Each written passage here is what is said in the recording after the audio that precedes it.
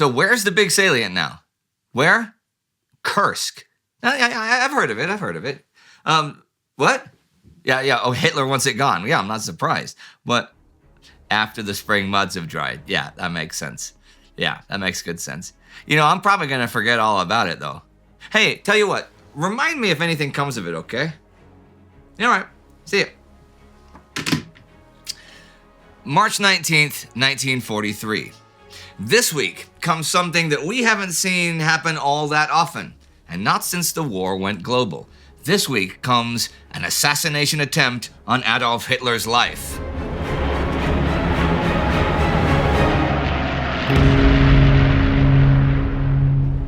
I'm Indy Neidell. This is World War II.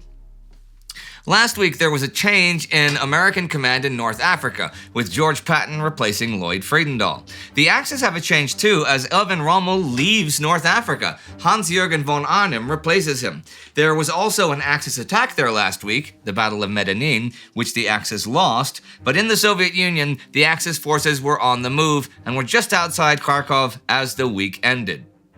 They have decided that rather than bloody street fighting like Stalingrad, they will encircle the city. Pavel Rybalko's Soviet 3rd Tank Army is in the city playing defense. The only reserve he can call on is B.S. Bakharin's 18th Tank Corps. They battle units of the SS Panzer Corps this week for Rogan the 13th and 14th, and after being pushed back, take new defense positions on the road from there to Chuguyev at Kamenaya Yaruga. But the SS units reach Chuguyev by the night of the 16th. Now, Bakharin's corps have maybe slowed the encirclement of the city by a couple days, but Rybalko knows that once that's complete, then he's never going to escape. So on the 15th, he gives the order for the breakout of the troops so far surrounded in the city and the suburbs. He does not have radio contact with all these units though, so the order tells anyone who gets it to tell their neighbor. This actually works pretty well. 1 division and 2 brigades get the order, and they pass it on to the 3 divisions and 2 brigades without radio. I read this in Alexei Isayev's The Battle for Kharkov. Evtiki Belov, in charge of the city's defense, who is at a divisional headquarters without radio, gets the word in good time and decides they'll break out towards the southeast, between Zmiev and Chuguyev in 2 groups covered by the 62nd Guards Rifles, who are the first to get Rybalko's orders. This withdrawal is successful. By the 17th, the forces are on the eastern banks of the Seversky Donets, making a new defense, and the Germans have fully occupied Kharkov. They declare it captured already the 14th, but it does, in fact, take a couple more days to clear the Soviets from the factory area in the south of the city. German Army Group South Commander Erich von Manstein's forces are not sitting around resting on their laurels, though. They immediately drive on Belgorod, beginning their drive the 18th at 6:45 a.m. Belgorod is basically undefended, and the Germans enter before noon. They are counterattacked by arriving Soviet forces, but do manage to secure the city. And that is that for the German offensive a month after it kicked off. By March 19th, Manstein's counterattack had died down. The SS divisions amounted to less than 35 panzers apiece. They had incurred heavy losses in terms of both personnel and equipment.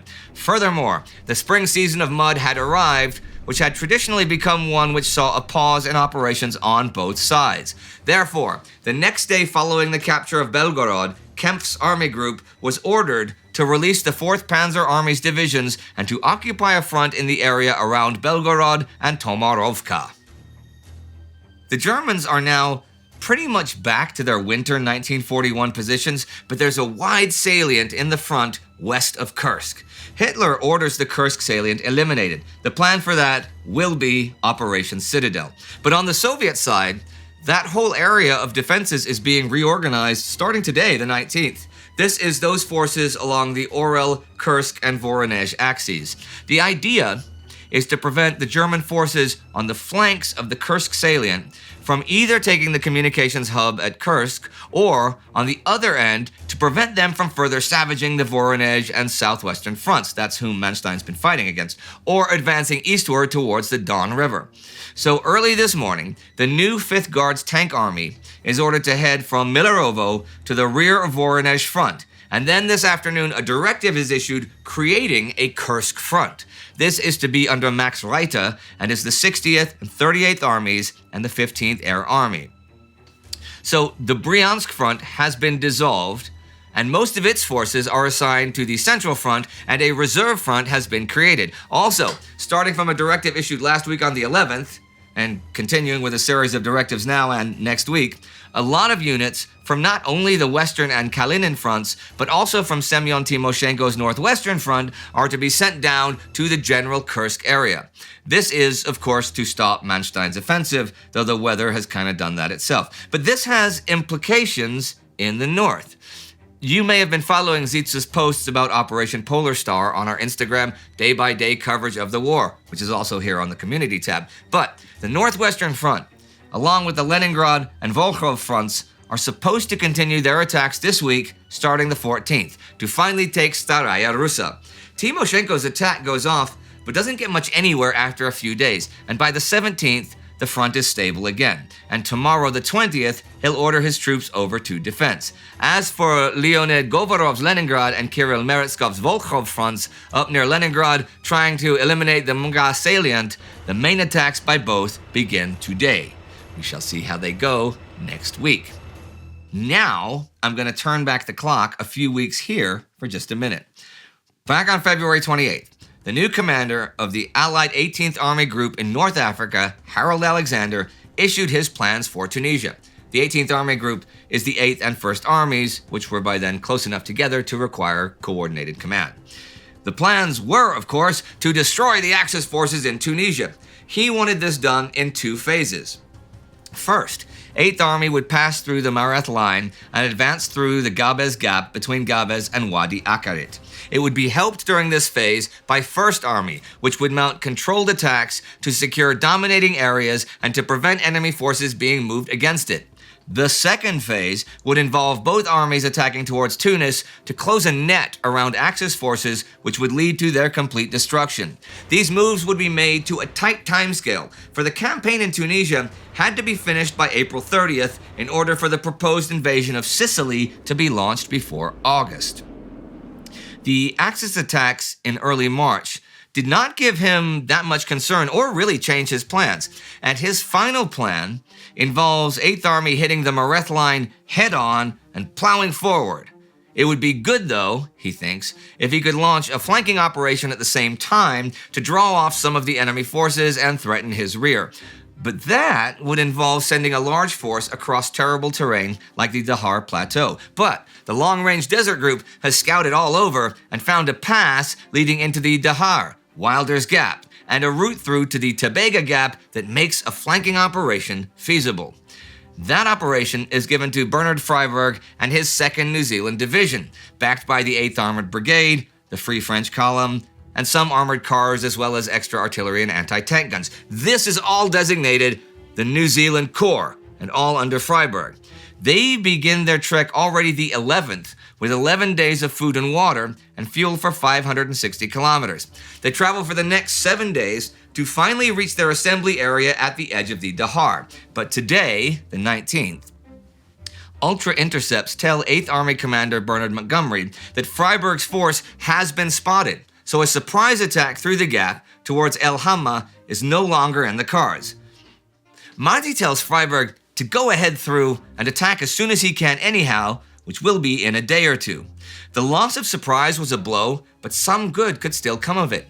General Messe now knew that his Mareth position was about to be attacked from both the front and the rear. It now required some good generalship on his part to decide how he would use his reserves to deal with the startling news. Of course, Monty's main force is also preparing for its attack all this week, but I'll talk about all that next week when the attacks go off. As for the Axis, orders come from Commando Supremo the 17th to defend their positions to the last. Smiling Albert Kesselring thinks that retreating to the north towards Sfax could allow Alexander's 2 armies to consolidate, and it would also shorten Allied bombing runs on Tunis or Bizerta. The Americans under Alexander's overall command are also on the move this week. We've seen that Alexander doesn't really trust their fighting skills after the fight at Kasserine Pass last month. So he's given American 2nd Corps Commander George Patton a limited job, basically diverting Axis attention and resources from the main Mareth attack by moving on Gafsa for a supply point and then doing recon towards Maknasi without getting involved in much actual fighting. Patton, who has nearly 90,000 men for these little jobs, wants to drive to the sea, but Alexander is firm. Montgomery even tells Alexander he does not want the Americans getting in the way, and they should get the road ready for 8th Army, clearing mines and filling potholes. So Operation WAP, WAP, kicks off the 16th, and Gafsa is taken without battle. The enemy has vacated the premises. Today, the 19th, Alexander changes his orders to the Americans, though, to a two-pronged attack towards the east. Orlando Ward's 1st Armored Division is to take Sened Station and then make for Maknasi, and Terry Allen's 1st Division will go into the hills to the south, having already taken El Guetar. Joseph Stalin has, of course, been waiting for the Allies to knock the Axis out of North Africa and hurry up and attack Europe, taking some of the pressure off of his armies. On the 16th, he writes to American President Franklin Roosevelt about the treachery of the Western Allies, which is what he calls the delay to the North African plans and the Sicily assault. Your far from clear reply to the question of the opening of a second front in France has aroused here an uneasiness that cannot be hidden. The Allies are moving on other fronts, though, like in Burma. On the 15th, the Chindits, the long-range penetrations group, here the 77th Indian Infantry Brigade, have mostly crossed the Irrawaddy River and have cut the Burma Railway in a bunch of places. By the 18th, they've all crossed, but the Japanese have put together a fair amount of force to hunt the Chindits. They also have terrible logistics. On the 17th, also in Burma, a Japanese offensive on the Arakan front begins. The 55th Indian Brigade, who have relieved the 123rd east of the Mayu River, is attacked and surrounded at Ratadaung. They do fight their way out and escape to Butadaung, but now the eastern flank of the British troops west of the Mayu is exposed. Now, I'm gonna go on a seemingly unrelated tangent here, but I'll tie it back together in a few minutes, okay? This week comes one of the largest convoy battles of the war so far. Allied shipping convoys SC-122 and HX-229 lose 21 ships for just under 150,000 tons. The SC convoy is sailing ahead, but it's slower, so they both converge into a mass of like 100 ships. They are attacked by 3 wolf packs of 38 total U-boats. German radio calls this the greatest convoy battle of all time. A report issued later by the Royal Navy will say the Germans never came so close to disrupting communications between the New World and the Old as in the first 20 days of March 1943. See, German B-Dienst Signals Intelligence has a location for SC-122 already the 13th, but Allied Ultra-Intelligence, which deciphers the Enigma intercepts and tries to route convoys around wolfpacks, is temporarily blinded this week. Bletchley Park has been using the weather broadcasts to break Shark, the German U-boat cipher. But on the 10th comes a new edition of the Weather Short Signal book, and the Allied cryptographers don't have enough cribs to crack it. They think they'll be blind for months, but they do manage to re-break Shark again already today, the 19th. But the damage has been done. In addition to that, Allied Cipher number 3, which the convoy escorts are using, has been broken by the Germans, so they're ready and waiting and begin attacks the evening of the 16th. These continue until Kriegsmarine boss Karl Dönitz calls them off today as the escorts are reinforced by more ships and by air patrols. The badly depleted convoys will arrive in Liverpool on the 23rd. So, something here that relates to both Burma and the Atlantic convoy attacks.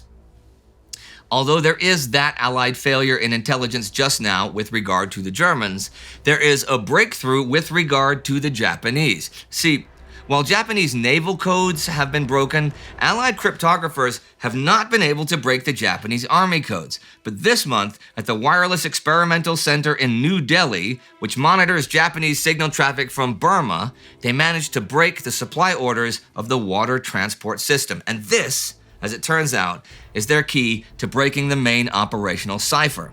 This could be a very big thing in the near future. Accurate intelligence of the enemy's ground forces. Accurate intelligence of your enemy is a boon in any situation, of course. This is what leads to Operation Spark or Flash this week.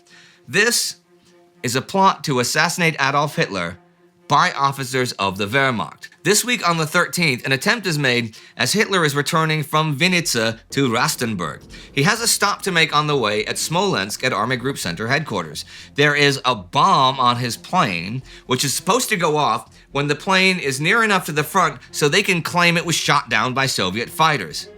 Who are they? Well, Henning von Truskov is Chief Operating Officer for Army Group Center and is the leader of this particular conspiracy. And he is assisted by Staff Officer Fabian von Schlabrendorf. This is one of 3 plans they've made to kill Hitler. The rejected ones were ambushing Hitler and his escort in the forest, but that would involve German soldiers fighting German soldiers, and shooting him in the mess hall, but that would be shooting an unarmed man. So time bomb on a plane, it is. The bomb is in a box that is supposedly carrying a couple bottles of liquor to an officer at Rastenburg. Schlabrendorf manages to activate the bomb just before Hitler and co. board the plane, but though the timed detonator apparently does work, the bomb does not explode. It seems the percussion cap becomes too cold in the unheated cargo hold of the plane. Schlabrendorf takes the next plane and gets the box back before its actual contents can be discovered. The plan isn't just to kill Hitler, though. If that works, then after that, General Friedrich Olbrecht, who runs the Wehrmacht Replacement Office, plans to use the replacement army to take Berlin, Vienna, Munich, and the supply centers for the armed forces, but that doesn't happen. Check out the War Against Humanity series for more background and more information about this conspiracy. Those plotters are not the only ones unhappy with the Nazi regime. 61 people are arrested in Dusseldorf for distributing anti-Nazi leaflets. A security police report from this week on the 15th informs us that the public is no longer meeting such manifestations as before by, for instance, the prompt removal of the inflammatory writings or the handing over of leaflets, but instead reads the contents and hands them on. And that brings me to the end of yet another week of the war. A week that sees the Axis occupation of both Kharkov and Belgorod, Allied moves in both Tunisia and Burma, and a huge series of attacks on shipping in the North Atlantic, and a failed attempt on Hitler's life, and not by a lone hitman, but an organized group of his own officers. That's certainly something that has happened in other places, of course, but in the middle of a war that a leader is guiding, an attempt on his life from within. They were not successful, though. Well, this time. And I say this time because they also got away with the attempt, undetected. Doesn't seem to be much from stopping them from trying again. I wonder what will happen then.